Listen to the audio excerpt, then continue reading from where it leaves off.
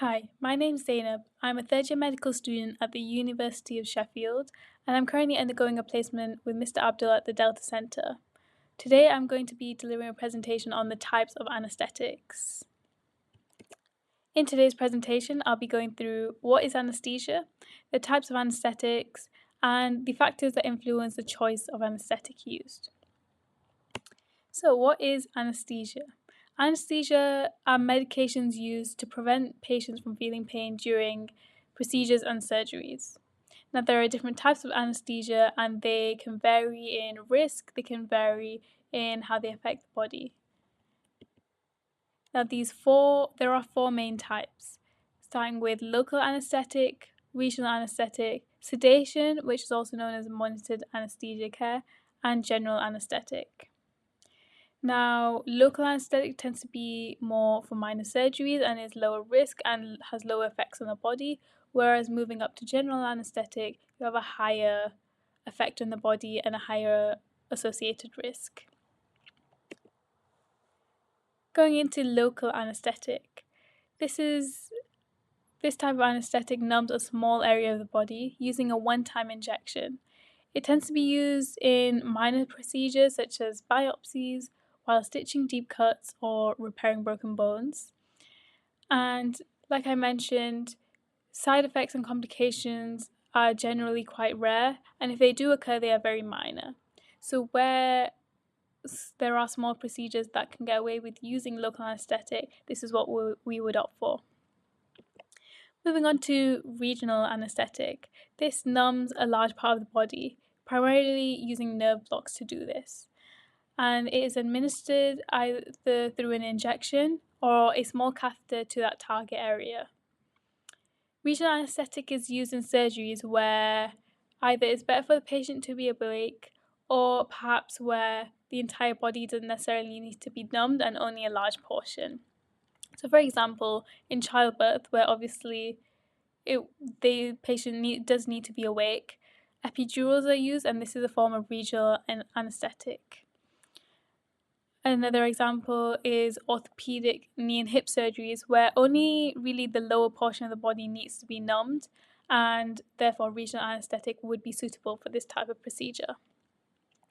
Now, moving on to sedation, also known as monitored anesthesia care. This type of anesthesia relaxes a patient and it can cause them to fall asleep or become drowsy. But the key thing to remember is that they still do have consciousness and awareness. It's just the level of sedation they use may cause them to be ultimately fully relaxed to the point where they fall asleep. Now, there are different levels of sedation that can range from minimal to moderate or deep. And this type of anesthesia is delivered through IV access. Now, sedation tends to be used in some biopsies that may be more intense or more painful, and certain examinations that may involve scope, for example, such as colonoscopies. Essentially, we want to relax the patient as much as possible to reduce their pain and to prevent any type of uncomfortableness as much as we can avoid it.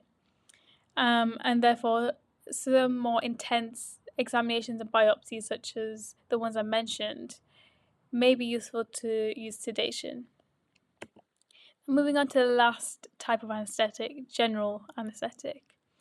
With this type, a patient will remain fully unconscious with no awareness and no sensation, and it's administered usually via inhaled gases or via an IV. Now, this type of anesthetic is much higher risk, and the patient does require more assistance because they have no awareness or sensation. So, for example, they may need intubation to assist with their breathing, and they often require very close monitoring of their vitals. Therefore, this type of anesthetic is mainly reserved for major operations, such as heart surgery, for example. And then after the operation, the medication is reversed and the patient will regain consciousness. Like I mentioned, general anesthetic tends to have a much higher associated risk and complications would be more severe. Therefore, it's only reserved really for major surgeries. Now, moving on to which type of anesthetic should we choose in surgical planning. There are a few factors to consider.